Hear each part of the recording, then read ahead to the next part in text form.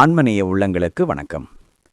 இன்று வெள்ளி 2வது வாரம் வெள்ளிக்கிழமை தோறும் வள்ளல் பெருமானோட வாழ்க்கை வரலாறு, அது மட்டும் இல்லாமல் அவர் படைத்த தை திருநாடை குறித்து நம்ம பார்த்துட்டு வரோம். இப்போ வள்ளல் பெருமான் நமக்கு இவ்வேழு பிறவி இவ்வேழு பிறப்பு அப்படின்னு சொல்லி கொடுத்துருக்காரு அப்படின்றத நம்ம பார்த்தோம். அந்த இவ்வேழு பிறப்பு அப்படின்றது எப்படியெல்லாம் இருக்குது, அதாவது நம்ம இந்த மனித தேகத்துக்கு வர்றதுக்கு முன்னாடி 7 பிறப்பாக நம்ம பிறந்து வந்தோம் அப்படின்றத நம்ம பார்த்தோம். அதே போல் நம்ம இந்த மனித தேகத்தில் வந்தோன்னே அந்த தூலோ தேகம் என்பது 7 பிறப்பாதாக குழவியாயிருந்து விருத்திக பருவம் வரைக்கும் 7 பருவங்களாக நம்ம பார்த்தோம். இது மட்டும் இல்லாமல் சூக்குமத்தில் நம்ம ஒரு பிறப்பு இருக்குது. அந்த சூக்கும தேகத்தில் இருக்கிற பிறப்பு அது 7ஆக இருக்குது அப்படின்றத நம்ம பார்த்தோம். அந்த சூக்கும பிறப்பு அப்படின்றது சாக்கிரதை, சொப்பனம், சுருதி அப்படின்றது மாதிரி அந்த விஷயங்கள். இப்போது காரணம் என்பது என்ன அப்படின்னா, காரண பிறப்பு என்பது துரியம், துரியாதீதம் இந்த நிலைகளில் வரும்போது காரண பிறப்பு, அந்த துரிய நிலை வருவதற்கு என்ன மாதிரி விஷயங்கள்லாம் நம்ம மனோசங்கல்பங்கள்லாம் பிறவி அப்படின்றது காரண பிறப்பு அப்படின்றது. இப்போது இந்த சூக்குமம், அதிசூக்குமம், அதாவது சூக்குமத்துக்கு அப்புறம் உடனே காரணம் வந்துடாது, சூக்குமத்துக்கு அப்புறம் அதிசூக்குமம். இதெல்லாம் நீங்கள் எங்கே பார்த்து தெரிஞ்சுக்கணும் அப்படின்னா, வள்ளல் பெருமானோட சத்திய பெருவிண்ணப்பத்தில் பார்த்து நம்ம தெரிஞ்சுக்கலாம்.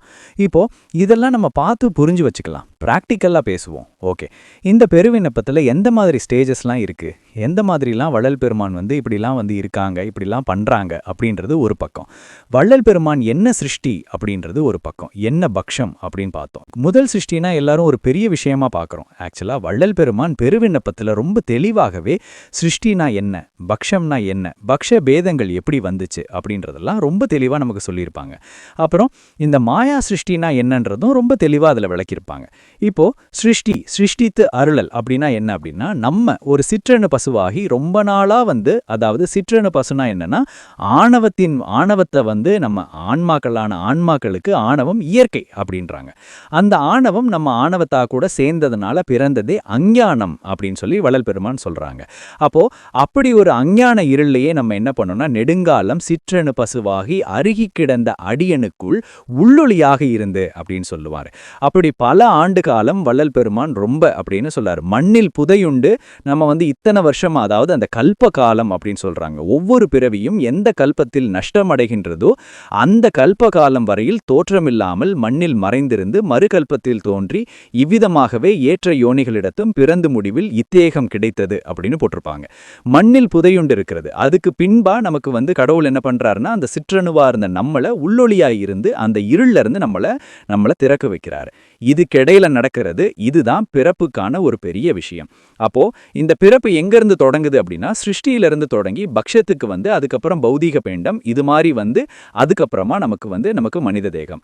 அப்போ இது எப்படி வருது அப்படின்னா, அந்த உள்ள இருந்து ஒவ்வொரு பகுதியா வரும்போது அந்த சிற்றணுல இருந்து பகுதி பேரனுக்கு எடுத்து விடுறது தான் கடவுளோட சிருஷ்டி. சிருஷ்டிங்கிறது சிற்றணுல இருந்து ஒரு பகுதி பேரனுக்கு விடுறது. இது ஒரு பக்கம் இருக்க. இப்போ நம்ம பார்க்குற வரலாறெல்லாம், வள்ளல் பெருமானோட வரலாறெல்லாம் நம்ம ஏன் இவ்வளோ பின்னாடி எல்லாம் பார்த்து நம்ம வாரம் நம்ம வள்ளல் பெருமான் வாழ்க்கை வரலாறை பார்க்க வரணும் அப்படின்னா, நமக்கு பிறப்புனா என்னன்னே தெரியணும், எது நமக்கு பிறந்த நாள்னே தெரியணும். எது நமக்கு பிறப்புன்னே தெரியாம நமக்கு எப்படி பிறந்த நாளை நம்ம பார்க்க முடியும், பிறந்த நட்சத்திரத்தை எப்படி பார்க்க முடியும், நம்மளுடைய பிறந்த வருடத்தை, நம்மளுடைய வயசு என்னன்னு எப்படி சொல்ல முடியும்? இது எல்லாமே நம்ம இப்போ உலகியல்ல நம்ம பேசிட்டு இருக்க எல்லாமே வேஸ்ட். இது எல்லாம் பக்ஷபேதங்கள், அதாவது ஜீவபேதம் வர்றதுக்கு, மனுஷங்கள்ல பேதத்தை உண்டு பண்றதுக்கு தான் நம்ம இதெல்லாம் பேசிட்டு இருக்கோம் இன்னைக்கு. வள்ளல் பெருமான் சிறுவயது முதற்கொண்டே இப்படின்னா அதுவே ஒரு பேதம் தான். உயர்ந்தவர், தாழ்ந்தவர், அதாவது அதெல்லாம் பருவங்கள் என்பது அந்த தேத்தினுடைய அந்த பக்குவத்தன்மையை தவிர்த்து அது ஆன்மாக்களுடைய பக்குவத்தை அது குறிக்கிறது அல்ல. ஆன்மாக்கள் அகத்துல இருந்து கொண்டு குடும்பம் செஞ்சுட்டும் வருது. அதாவது இந்த தத்துவ குடும்பங்களை நடத்துறதுக்கு உள்ள இருந்துட்டு இந்த தத்துவ குடும்பங்களை நடத்து அப்படின்னு சொல்லி கடவுள் கொடுத்துருக்கு. எல்லா உயிர்களுக்கும் இருந்து நடத்துறாரோ அந்த மாதிரி அந்த ஆன்மாக்களுக்குள்ள இருந்து அந்த ஆன்மாக்களுக்கு, அதாவது உள்ளொளியாக இருந்து வழி நடத்துறார். வழி நடத்தி இந்த தத்துவங்கள்லாம் இப்படித்தான் நீங்க எல்லாத்தையும் பார்த்துக்கணும் அப்படின்னு சொல்லி அந்த குடும்ப கோரத்தில் பார்த்தோன்னா ரொம்ப அழகாக புரியும். அப்போது இப்படிலாம் நம்ம பிறப்பை புரிஞ்சுக்கல அப்படின்னா நமக்கு இந்த பிறப்பினுடைய விஷயமே தெரியாமல் போயிடும். அப்படி தெரியாமல் போகிறதுனால நமக்கு இன்னும் பல விஷயங்களை நம்ம இன்னும் இறந்துருவோம் வாழ்க்கையில். ஆண்னு பார்ப்போம், பெண்ணுன்னு பார்ப்போம், குழந்தைன்னு பார்ப்போம், பெரியவங்கன்னு பார்ப்போம், உயர்ந்தவங்கன்னு பார்ப்போம், தாழ்ந்தவங்கன்னு பார்ப்போம். இந்த பிறப்பினுடைய விஷயங்கள் இதெல்லாம் ரகசியம்லாம் சொல்ல முடியாது. இதெல்லாம் ரகசியமே இல்லை, இதெல்லாம் வெளிப்படையாகவே சொல்லிட்டேன், அப்புறம் எப்படி ரகசியமாகும்? இதெல்லாம் பிறப்பின் ரகசியம் அப்படின்றதெல்லாம் எதுவுமே கிடையாது. எல்லாமே வள்ளல் பெருமான் உண்மையை மற்றவங்கள்லாம் என்ன செய்தாங்கன்னா புறம் கவிய கூறவில்லை சொன்னாரு. புறம் கவிய அப்படின்னா என்னன்னா, மனதிற்கு புலம்படும் வகையில் எல்லாத்தையும் சொல்லிட்டார். எல்லா உண்மையும் சொல்லிட்டாரு. எல்லா உண்மையுமே சொன்னதுனால இனிமேல் இங்கே ரகசியம் அப்படின்னு சொல்லி எதுவுமே இல்லை. வள்ளல் பெருமான் இப்போ எல்லாத்தையுமே சொல்லிட்டாங்க. இங்கே ரகசியம் என்பது ஒன்றும் இல்லை. அப்போது நேற்று நம்ம பார்த்தோம் திருவருட்பாலில் இந்த மாதிரி விஷயங்கள்லாம் இது பண்ணும்போது காட்சி அப்படின்றதெல்லாம் நம்ம பார்த்தோம். ஜீவகாட்சி, அதுபோல் ஒரு மலப்போக்குக்கு தேவையான ஒரு விஷயம் ஒரு வார்த்தையாக கூட இருக்கும். அதாவது தீட்சைன்னு சொல்லுவாங்க. தீட்சை என்பது ஒரு வார்த்தையை கூட தீட்சை தான். தீட்சை என்பது என்ன அப்படின்னா மலப்போக்கு. அதான் நேற்று பார்த்தோம். ஆசாரியன், அனாச்சாரியன். ஆசாரியன்னா என்ன, பெரியவர்கள்னா யார் அப்படின்றதெல்லாம் நம்ம பார்த்தோம். அப்படி பெரியவர்களாக இருந்து ஒரு வார்த்தை சொன்னால் கூட அந்த தீட்சை என்பது ஏற்படும். அந்த சொல் தீட்சை அப்படின்னு சொல்லுவாங்க. தீட்சை என்பது மலப்போக்குக்கான ஒரு சொல். அதுதான் அதை மலப்போக்குக்கு பண்ணுற விஷயம் எல்லாமே தீட்சை தான். அப்போது இந்த தீட்சை என்பது அந்த சொல் அது என்ன சொல்லு சொன்னாங்களோ, அதாவது நான் சொல்கிறது வள்ளல் பெருமான் சிருஷ்டியிலிருந்து பக்ஷத்திலிருந்து தேகத்துக்கு வரும்பொழுது நடந்த விஷயங்களை பற்றி நான் இப்போ பேசிகிட்டு இருக்கேன். நீங்கள் ஏதோ வெளியில் பேசிகிட்டு இருக்கோம் அப்படின்றத நம்ம நினைக்க வேண்டாம். சாதாரணமாக நமக்கு சாதாரணமாக சொல்லணும் அப்படின்னா ஒரு குழந்தை வயிற்றுக்குள்ளே இருக்கும்போதே அது நம்ம இங்கே பேசுகிறதெல்லாம் அதுக்கு நல்லா கேட்கும் அப்படின்றது நம்ம எல்லாரும் அறிந்ததே. அது எப்படின்னா அந்த குளவியாக இருந்து அந்த சிசுவாக வந்தப்பவே அது நடக்குது. சரிங்களா? அப்போது அது உள்ளே அது எப்படிப்பட்ட ஒரு கருப்பை அப்படின்றது, அது அப்படிப்பட்ட ஒரு இரும்பினும் கடினமானது அப்படின்வாங்க அதை. இந்த கருப்பை அதுக்குள்ளே நம்ம பேசுகிறதெல்லாம் எப்படி போச்சு? நம்மலாம் ஒரு ரூம் கூட இருந்தாரு, வெளியில் இருக்கிறது கேட்க மாட்டேங்குது. இது எப்படி அந்த குழந்தைக்கு கேட்குது அப்படின்னு நம்ம கொஞ்சம் அடிப்படையில் நம்ம கொஞ்சம் சிந்திக்க ஆரம்பித்தோன்னா அப்புறம் எப்படி இந்த விஷயங்கள்லாம் நடக்குது? அப்போது கருவுற்று இருக்கும் பொழுது நல்ல விஷயங்களை கேட்கணும், நல்ல விஷயங்களை பார்க்கணும், நல்ல விஷயங்களை செய்யணும், நல்ல சிந்தனையோடு இருக்கணும். இந்த குழந்தை வளர்ப்பு அப்படின்றது அங்கேருந்து வருது. அப்போது யாரெல்லாம் திருவருட்பாவை படிக்கணும், யாரெல்லாம் திருவருட்பாவை சிந்திக்கணும் அப்படின்னா எல்லாருமே செய்யணும். திருமணம் ஆக போகிறவங்க, திருமணம் ஆனவங்க, வள்ளல் பெருமான் சொல்லுவார், தேக சம்பந்தம் செய்து பின்பு வெந்நீரில் எல்லாத்தையும் கழுவிட்டு அதுக்கு பின்பு திருநீர் தரித்து உக்காந்து நீங்கள் என்ன பண்ணுங்க, உங்கள் விசாரணையை தொடங்கணும் செய்யுங்க அப்படின்னு சொல்லுவாங்க. இப்போ யோசிச்சு பாருங்களேன். அப்போது ஏன் இதெல்லாம் வள்ளல் பெருமான் சொன்னாங்க அப்படின்னு நம்ம கொஞ்சம் சிந்திக்கணும். இதெல்லாம் வள்ளல் பெருமானோட தாய் தந்தையை செய்தாங்கன்னா சத்தியமாக செய்தார்கள். அதனுடைய வரலாறு நம்ம பார்த்தோன்னா அதெல்லாம் நமக்கு தெரியும். இந்த வரலாறுலாம் நீங்கள் படித்தாலே புரிஞ்சுக்கலாம். பட் அதாவது வரலாற்றிலே இல்லாத விஷயத்தை பற்றி நம்ம திருவருட்பாலிருந்து எடுத்து சொல்லணுன்றதுக்காக தான் இந்த வரலாற்று படுதியே. வரலாற்று இதை படித்து நம்ம புரிஞ்சுக்கிறது எல்லாருக்கும் தெரியும். ராமையா பிள்ளை, சின்னம்மையார் அவங்க எப்படிப்பட்டவங்க, சோழ நாடோட சீர்மை என்ன, அதில் ராமையா பிள்ளை, சின்னம்மையார் எப்படிப்பட்டவங்க, அவங்க எவ்வளோ புண்ணியங்கள், அதுக்கப்புறம் அவங்க எத்தனாவது பிள்ளையாக வள்ளல் பெருமான் 5வது பிள்ளையாக பிறந்தார். அப்புறம் அவங்க தந்தை இறந்துடுறாரு. அதுக்கப்புறம் அவங்க பொன்னேரி, அதாவது சின்னம்மையாரோட தாய் வீட்டுக்கு பொன்னேரிக்கு போகிறாங்க. அங்கே ஒரு வருட காலம் இருக்கிறாங்க. அதுக்கு பின்பாக நமக்கு கிளம்பி வராங்க. இவ்வளோ தான் இருக்கும் அதில். இப்போது இது பார்த்தீங்கன்னா இதுக்கு இடையில நடந்தது தாங்க பெரிய விஷயமே. இது ஏன் அப்படின்னா, இந்த இடையில என்ன நடந்துச்சு? என்னங்கய்யா அதுக்கப்புறம் தானுங்கய்யா பெரிய விஷயம் அப்படின்னு நீங்கள் கேட்டிங்கன்னா, இல்லைங்க, அது வரைக்கும் நடந்ததெல்லாம் பெரிய விஷயம் இல்லை. அதுக்கு முன்னாடி நடந்தது தான் பெரிய விஷயம். ஏன் அப்படின்னா, இப்போ ஒரே ஒரு சின்ன பகுதி தான். அதாவது பெரிய விண்ணப்பத்தில் சின்ன பகுதி ஒன்று பார்த்தாலே நமக்கு தெரிஞ்சிடும். அதாவது என்னென்னா வாலிப பருவம் அப்படின்னு சொல்கிறாரு. அந்த வாலிப பருவம் வர்றதுக்கு முன்னாடியே அவருக்கு என்ன பண்ணாங்க பாருங்க. அந்த வாலிப பருவம் தோன்றுவதற்கு முன்னாடியே, எல்லா உயிர்களுக்கும் இன்பம் தருவதற்கு முன்னாடியே, அறத்தும் புறத்தும் விளங்குகின்ற அருட்பெருஞ்சோதி உண்மை கடவுள் ஒருவரே உள்ளார் என்கின்ற மெய்யறிவை விளக்குவித்து அருளி, வாலிப பருவம் தோன்றிய போதே இந்த மாதிரி சமயம், மதங்கள், இந்த ஆச்சாரங்கள்லாம் போய் சுத்த சன்மார்க்க லேச சித்தி பேதங்கள் என்றும் அறிவித்து, எப்போ இதெல்லாம் வாலிப பருவத்தில். வாலிப பருவம்னா என்னன்னு பாருங்க. இதெல்லாம் முடிஞ்சிருச்சு.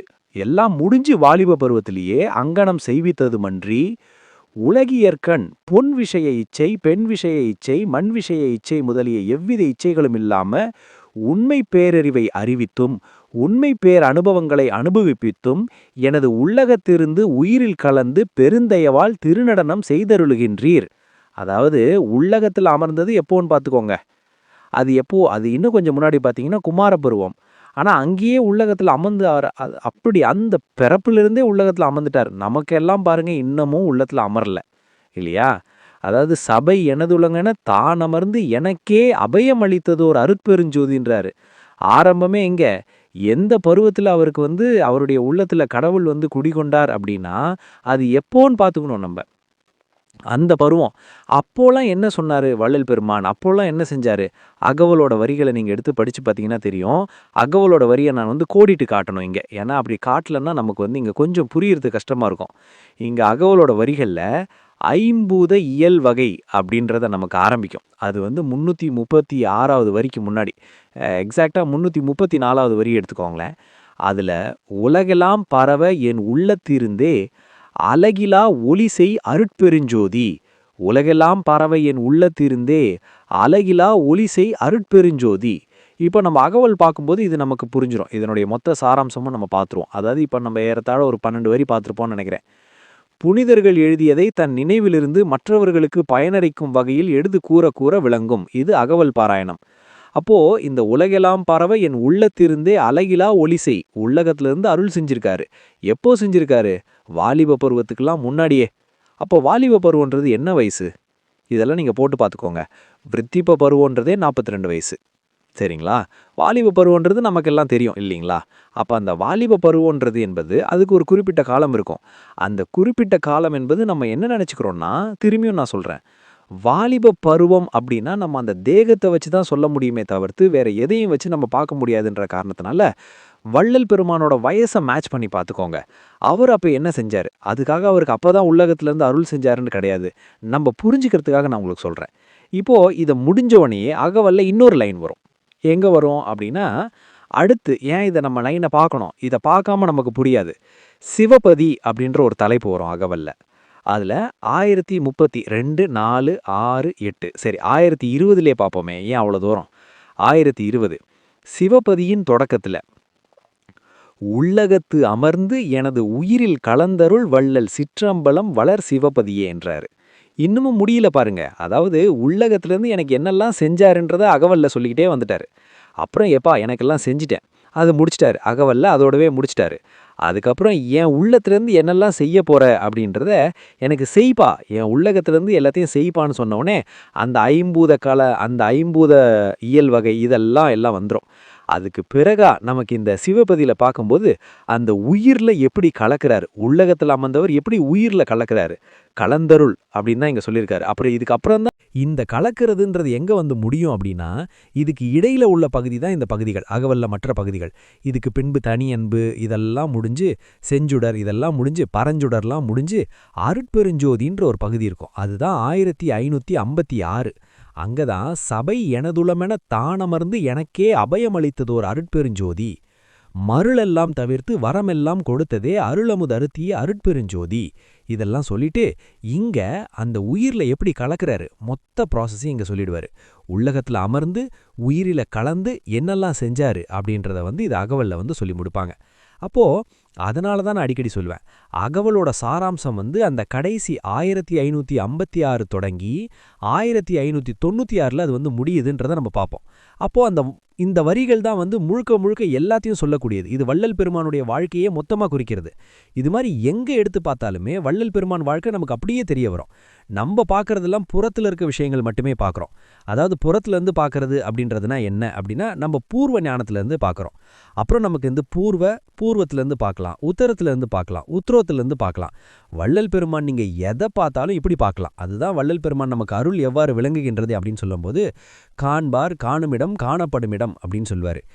கருதுவார் கருதுமிடம் கருதப்படுமிடம் அப்படின்னு சொல்லுவார். அப்போது நாம் எப்படி பார்க்குறோம்? நம்ம வந்து வள்ளல் பெருமானோட வாழ்க்கை வரலாறு நம்ம புறத்தை பார்க்குறோமா? இப்போ ஒரு எடுத்துக்காட்டுக்கு புறப்புறத்தில் பார்க்குறவங்க எப்படிலாம் பார்ப்பாங்க அப்படின்னா, அவர் வெள்ளை ஆடை அணிஞ்சிருந்தார், அவர் வந்து விபூதி தரித்திருந்தார், இல்லை தரிக்கவில்லை. அதுபோல் வள்ளல் பெருமான் காலில் வந்து அந்த இது போட்டிருப்பாங்க இல்லையா, அதுக்கு பேர் என்ன சொல்கிறதுன்னா காலணி அப்படி வச்சுப்போமே. அவர் வந்து இந்த மாதிரி கட்டையில் தான் போட்டிருப்பார் அந்த செப்பல். அந்த இதில் வந்து இதெல்லாம் வந்து அவங்க அன்பர்கள்லாம் வந்து ஏதோ ஒன்று அந்த காப்பரோ அந்த மாதிரி ஏதோ ஒன்று வச்சுட்டு போயிடுவாங்க. அது வந்து வள்ளல் பெருமான் பாதம் அதில் பட்ட உடனே அது வந்து தங்கமாக மாறிடும். அது மாதிரி கல்பங்கள் பலது செய்வாங்க, அந்த செப்பலில் வச்சு பல கல்பங்களை வந்து செஞ்சுருக்காங்க அப்படின்ற இந்த மாதிரி புறப்புறங்கள் அப்படின்றத வச்சு வள்ளல் பெருமானோட வரலாறை நம்ம பார்க்கும்போது அதெல்லாம் வந்து அவங்க எப்படி பார்க்குறாங்க அப்படின்னா பூர்வத்திலேருந்து பார்க்குறாங்கன்னு அர்த்தம். சரிங்களா? அந்த பூர்வத்திலேருந்து பார்க்கறதுக்கும் பார்க்கணும் தான். நான் இல்லன்னு சொல்லல. பூர்வத்தையும் பார்க்கணும் தான்.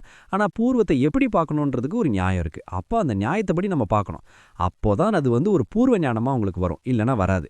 வள்ளல் பெருமான் அப்ப புறத்த நம்ம பார்க்க வேண்டியது இல்லையான்னா பார்க்கணும். புறத்த பார்க்கணும். அந்த புறத்தை எப்படி பார்க்கணும் அப்படின்னா, நம்ம அதுக்குன்னு ஒரு நியாயம் இருக்கு. அந்த நியாயப்படி பார்க்கணும். அதே மாரி பூர்வம்னு ஒண்ணு இருக்கு. அதே மாரி உத்தரம் அப்படின்றது இருக்குது. இப்ப பூர்வம்ன்றது என்ன அப்படின்னா, வள்ளல் பெருமான் இந்த பிறப்பை பத்தி, அதாவது இந்த தூல பிறப்பு, அந்த உடம்பு இருக்கு இல்லையா, அந்த உடம்புக்கு போயிடுவோம். உடம்புக்கு போயிட்டு அவர் எங்க பிறந்தாரு, எந்த வருஷம் பிறந்தாரு, எந்த இடத்துல எப்படிலாம் போனாரு, வந்தாரு, என்னலாம் இது பண்ணாரு, அவருடைய சின்ன வயசுலயே அவர் எப்படிலாம், அதாவது அந்த வாய் வழியா வந்த சொல், இந்த மாதிரி விஷயங்கள், அவர் எழுதுனது, அவர் இது பண்ணது, இதெல்லாம் பார்க்கறதெல்லாம் என்ன அப்படின்னா பூர்வம். இந்த பூர்வம் என்பது மனக்காட்சி. இந்த பூர்வம் என்பது இந்திரிய காட்சி. இப்போ நம்ம எங்கேருந்து பார்த்தோமோ அங்கேருந்து காட்டுச்சாருள். அடுத்து பூர்வத்திலேருந்து பார்த்த வாழ்க்கை வரலாறு எப்படி காட்டும் அப்படின்னா, இப்படிலாம் காட்டும். பூர்வத்திலேருந்து பார்த்தா அவருடைய பிறப்பு எப்படிலாம் இருந்துச்சு, அம்மா அப்பா யார், என்ன இது, இந்த தூளதேகத்துக்கு சம்மந்தப்பட்ட விஷயங்கள் எல்லாம் காட்டும். அதுக்கு அடுத்ததாக வருவது இப்போ உத்தரம். இந்த உத்தரம் என்பது என்ன, ஜீவ காட்சி. தரம் எந்த அளவோ அந்த அளவுக்கு காட்சி வரும். காட்சி அவருடைய பக்குவ நிலையை குறிக்கிறது. காட்சி என்பது திருஷ்டி என்பது விளக்கம் என்பது அறிவு என்பது கருணை என்பது அருள் என்பது தயவு எந்த அளவுக்கு விருத்தியாகி இருக்கிறதோ அந்த அளவுக்கே நமக்கு விளங்கும். இந்த ஜீவ காட்சியை கொண்டு நம்ம வள்ளல் பெருமானோட வாழ்க்கை வரலாறை பார்த்தோம் அப்படின்னா அது எப்படி தெரியும் அப்படின்னா, அதுவும் பல வகையாக தெரியும். ஆனாலும் அது நமக்கு வள்ளல் பெருமானோட வாழ்க்கையிலேருந்து நம்ம கற்றுக்கிற பாடம் என்ன, பிரயோஜனத்தை அறியும் அறிவே ஜீவ அறிவு. அப்போ நம்ம வாழ்க்கை வரலாறுலேருந்து, வள்ளல் பெருமான் வாழ்க்கை வரலாறுலேருந்து நம்ம என்ன பிரயோஜனத்தை எடுத்துக்கணும் அப்படின்னே பார்க்கும் அது ஃபுல்லாக. அப்போது மரணம் இல்லா பெருவாழ்வு அடைஞ்சாங்க. இங்கே தான் வருது சப்ஜெக்ட். மரணம் இல்லா பெருவாழ்வு அடைஞ்சாங்க. நம்மளும் என்ன பண்ணணும், மரணம் இல்லா பெருவாழ்வு அடையணும் அப்படின்னு சொல்லி இந்த ஆங்கிள்லேயே வள்ளல் பெருமானோட வாழ்க்கை வரலாறை பார்க்கறது ஜீவ காட்சி. இந்த தேகத்தை மறைச்சிக்கிட்டாரு, இல்லை இந்த தேகத்தை கடவுள் மறைச்சிட்டாரு அப்படின்ற மாதிரியும், அவர் இரண்டரை கலந்துட்டாரு, கடவுள் வேற அவர் வேற இல்லைன்னு கலந்துட்டாரு. அதாவது அந்த உருவத்திலிருந்து அவர் அருவாயும் அருவுருவமாய் எப்படியோ அப்படியே போயிட்டாரு, ஞான தேகம் பெற்றாரு, சுத்த தேகம் பெற்றாரு அப்படின்னே பார்க்கறது நமக்கு ஜீவ காட்சி. அப்போ ஆன்ம காட்சின்றது என்னதாயா அப்படின்னு கேட்டிங்கன்னா, அதை எப்படி பார்க்கணும் வள்ளல் பெருமானோட வாழ்க்கை வரலாற அப்படின்னா, நான் சொல்கிறத விட வள்ளல் பெருமான் வரிகளே சொல்கிறது தான் சரியாக இருக்கும். பல இடங்களில் சொல்லியிருப்பார். இருந்தாலும் நம்ம பெருவனை பற்றியே நிறையா பார்த்ததுனால அங்கேருந்தே கூட நம்ம பார்ப்போமே. ஒரு வரி வரும். அது என்ன வரி அப்படின்னா, எவ்வுயிரும் இன்பம் அடைதல் பொருட்டு அப்படின்னு வரும். நீங்கள் படித்து பாருங்கள், இது எங்கெங்கெல்லாம் வருதுன்னு பாருங்கள். அதாவது எனது அகத்தும் புறத்தும் இடைவிடாது காத்தருளி எனது உள்ளகத்திலிருந்து உயிரில் கலந்து பெருந்தயவால் திருநடம் செய்து அருளுகின்றீர். இங்கனம் செய்து அருளுகின்ற தேவரீரின் திருவருட் பெருங்கருணை திறத்தை என்னென்று கருதி என்னென்று துதிப்பேன் அப்படின்னு சொல்லி பெருவிண்ணப்பத்தை முடிப்பார். இதுபோல ஞான விண்ணப்பத்திலையுமே சொல்லியிருப்பாங்க. அது எல்லா விண்ணப்பத்திலையுமே வள்ளல் பெருமான் சொல்லியிருப்பாங்க. அதாவது அருள் உருவாகி எங்களது அகத்தும் புறத்தும் அப்படின்னு சொல்லி எல்லா விண்ணப்பத்திலையுமே சொல்லுவாங்க. நமக்கு வைக்கிற விண்ணப்பத்திலையும் சரி, வள்ளல் பெருமானுக்கு வைத்த விண்ணப்பத்திலையும் சரி. அதாவது உள்ளகத்துக்கு வந்தவனே கடவுள் என்ன பண்ண மாட்டார்னா திருநடம் புரிய மாட்டாரு. அந்த உள்ளகத்திலிருந்து என்ன பண்ணுவாருன்னா அந்த அந்த ஆன்மாவுக்கு என்ன செய்யணுமோ அதெல்லாம் செய்வார். ஆனால் அது பொது நோக்கத்துடன் எல்லா உயிர்களும் இன்பமடைதல் பொருட்டு அது என்ன பொது நோக்கத்துடன் செஞ்சிச்சு அந்த ஆன்மா அப்படின்னு பார்க்கறது தான் அந்த ஆன்மா காட்சி. அப்படி பார்க்கும்பொழுது தான் உள்ளகத்தில் அமர்ந்த கடவுள் உயிரில் கலப்பார். அப்போ வள்ளல் பெருமானுக்கு உள்ளகத்தில் எப்போ அமர்ந்தாரு அப்படின்னா, அது எப்போவோ அமர்ந்துட்டார். நம்ம அவருடைய தேகத்தை வச்சு சொல்லணும் அப்படின்னா சிசு பருவத்திலே அமர்ந்துட்டார். சிசு பருவத்தில் அமர்ந்து சிசுவிலிருந்து அடுத்த பருவத்திலலாம் அங்கேயே அமர்ந்துட்டார். அதுக்கான சாட்சி நமக்கு அந்த விண்ணப்பங்கள்லாம் இருக்குது. பல பகுதிகள் இருக்குது, எங்கே பார்த்தாலும் நம்ம சொல்லலாம். அதே போல் வாலிப பருவத்திற்கு முன்னரே என்னென்னா செஞ்சார். வாலிப பருவம் என்பது என்ன அப்படின்றதெல்லாம் பார்த்தோம் அப்படின்னா அந்த 16 வயது தொடங்கி அப்படி வச்சுக்கோங்களேன். அப்புறம் குமாரப்பருவன்றது ஒரு 24 வயசு 25 வயசுன்னு வச்சுக்கோங்களேன். குமாரப்பருவம் அந்த வயசில் இந்த 16 வயசுக்கு முன்னாடி 16 வயசுக்கு அப்புறம் இந்த மாதிரி பருவங்கள்லாம் பார்க்கும்போது அங்கேயே வள்ளல் பெருமானுக்கு உயிரில் கலந்து தான் நம்ம பார்க்குறோம். அது கலந்துட்டாருன்னு நம்ம பார்க்குறோம். அதுக்கு சாட்சி அவரே சொல்லியிருக்காரு. அப்போது இப்போ நம்ம இப்படி பார்த்து நமக்கு வள்ளல் பெருமான் எவ்வுயிரும் இன்பமடைதல் பொருட்டு என்ன செஞ்சாருன்னு அவருடைய வாழ்க்கை வரலாறை குழந்தையிலிருந்து பார்க்கணும். குழந்தையிலிருந்து அவர் சித்தி பெற்ற நாள் வரை எல்லா உயிர்களும் இன்பமடைதல் பொருட்டு என்ன செஞ்சாரோ அதை நம்ம பார்த்து கத்துக்கணும். ஏன்னா அவர் செயலே திருவருள் செயல், அவருடைய சொல்லே திருவருள் சொல். அவர்கிட்ட இருந்து அவரை நோக்கி சொன்ன விஷயங்கள் எல்லாமே திருவருளால ஏற்றப்பட்ட விஷயங்கள் அப்படிங்கிறத நம்ம பார்த்தோம் அப்படின்னா நம்ம அப்படி பார்க்கறதா அது ஆன்ம காட்சியாக இருக்கும். இறுதியாக எல்லா உயிர்களும் இன்பமடைதல் பொருட்டு வள்ளல் பெருமான யாரெல்லாம் டச் பண்றாங்களோ அவங்கெல்லாம் நெற்றிக்கண்ணை உடனடியாக திறந்து கொள்வார்கள். அப்படி திறப்பதற்காக உங்களுக்கு யாரேனும் உங்களுக்கு வார்த்தைகள் சொல்லும் வார்த்தைகள் எல்லாமே தீட்சையாக அமையும் என்று சொல்லி இந்த பகுதியை முடித்துக் கொள்கிறோம். நன்றி.